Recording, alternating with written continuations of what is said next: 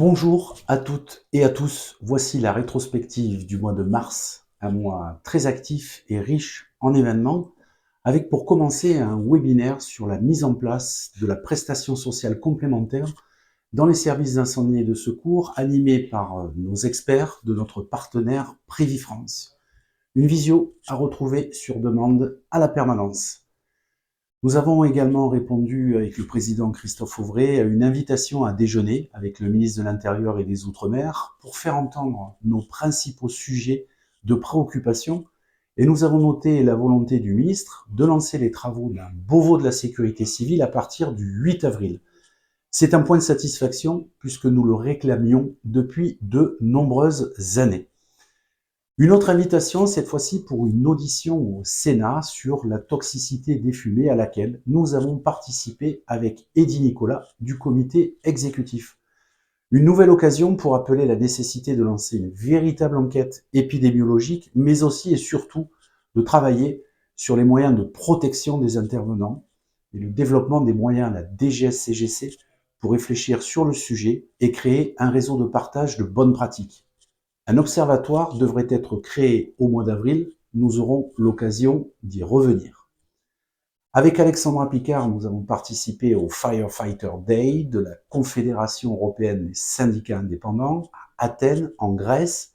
Une nouvelle occasion de rappeler nos attentes sur les sujets européens lors d'un échange notamment avec Hans Dass, le directeur adjoint de la DG ECO du MPCU.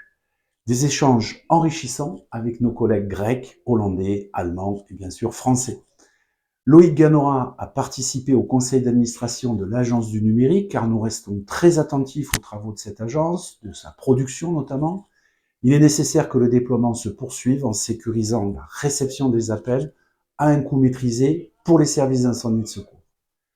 Dans le milieu du bois, notre président a réuni le bureau national pour faire le point avec nos délégués régionaux et nos conseillers techniques sur les très nombreux sujets en cours. Toujours des déplacements à la rencontre des sections, comme ce fut le cas en Ardèche, à Privas, en Gironde, à Bordeaux, en Corrèze, à Tulle, en Dordogne, à Périgueux, mais aussi en Meurthe-et-Moselle, à Nancy et dans la Marne, à Reims. Une belle participation dans les informations syndicales pour motiver de nouveaux adhérents et 2 réunions régionales également pour la Nouvelle-Aquitaine et le Grand Est. C'est l'occasion de remercier nos délégués régionaux totalement investis dans leur mandat.